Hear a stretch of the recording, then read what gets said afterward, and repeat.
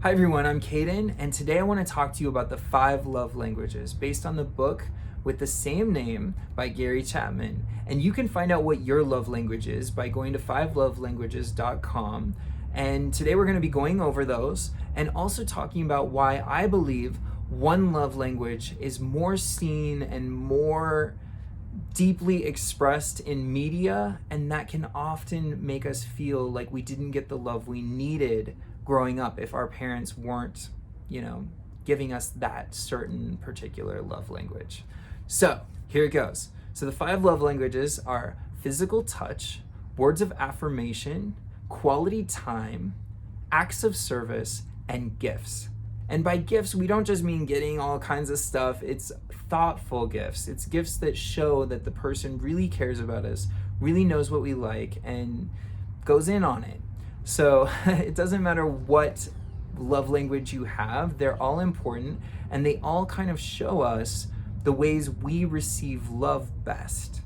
So if yours was quality time, then spending quality time with the people you love, that's how you receive love.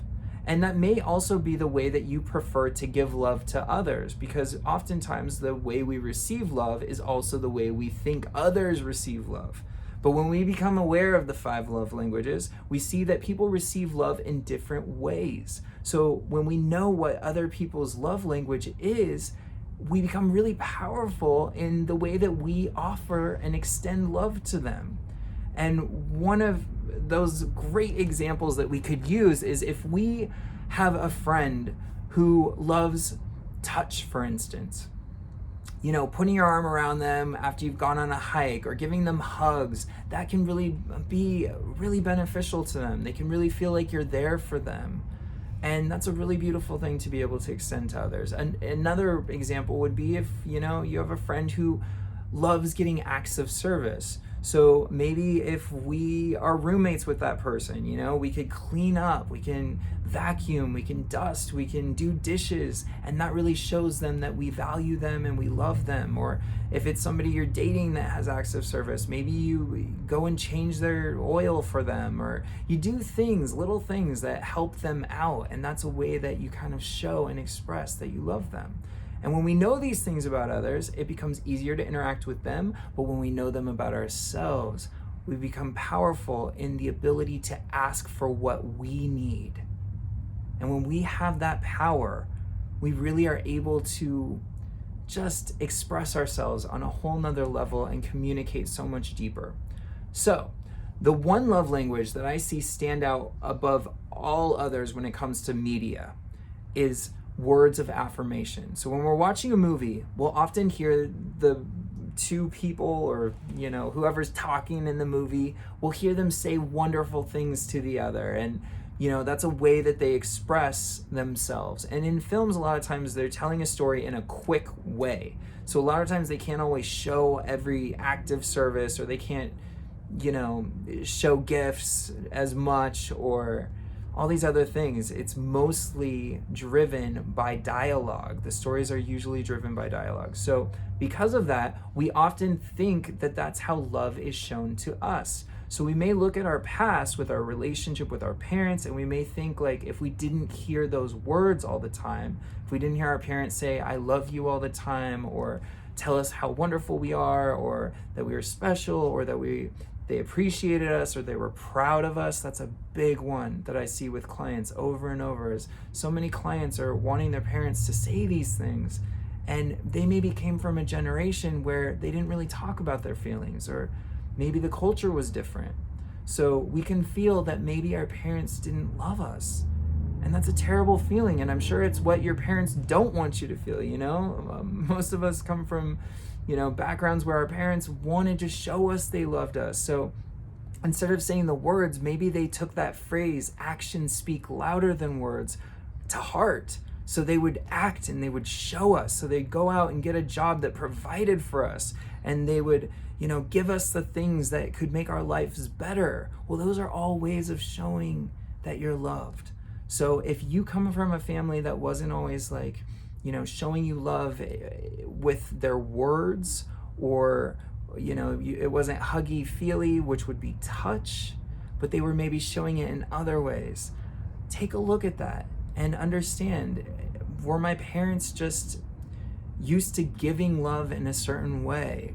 And what is the best way to love on them? You know, if they're still with you, you still have the opportunity to understand what their love language is and to offer and extend love to them the way they would best receive it, and then to ask for what you need. So if you do have words of affirmation, it's really high on your list, have that conversation. You know, it might be a difficult conversation, but if you needed to hear that your parents are proud of you for what you've accomplished, maybe they don't even know that. So just being able to say that, you know, I would really love if you could, you know, show me you love me with words, to use your words. Maybe you could write a card out for me for my birthday, or, you know, and it's just important to be able to ask for what we need. The person can choose not to give it, but a lot of times people are just not aware. So ask for what you need. And you might not get it from the person you ask for in the beginning, but you can ask for others. You can have friendships that give you the love that you desire. And you can also give yourself the love you desire. I want to talk about one last thing here. We can also love on ourselves based on our love language. So if touch is really big on your list after you take that test, you can give yourself a massage. You can massage your feet. You can massage your hands. You can, you know, sit in a massage chair and just feel that touch. You can hug yourself. I know this one can be met with a lot of mental resistance, but hugging yourself, touching your own skin, it actually releases good hormones into your brain. So there is a scientific reason to do these things. So that's just one way we can do it. You know, if it's words of affirmation, we can actually make our own affirmations. We can post them on a wall, or we can say them into our phone and play it on our headphones so nobody even hears. We're saying all the things, the nurturing words that we wanted to hear growing up, or we would like to hear now. We can do these, and I mean, maybe I'll go down the whole list, you know, acts of service. You could actually do little nice things for yourself just because. You know, if it's gifts, you could buy yourself flowers every week. You could just have them as a reminder of your own self-love. Or it could be something else that you're really into. You know, maybe you want to, you want to take a course, or you want to learn how to cook, or doing something like that. You can spend, you know, some money giving yourself those gifts, and also incorporate quality time, because you're spending time with yourself. You can get out in nature. You could go on a hike.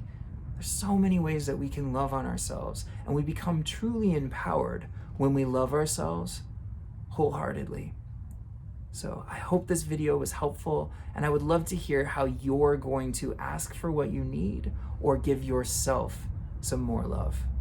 Thanks for watching.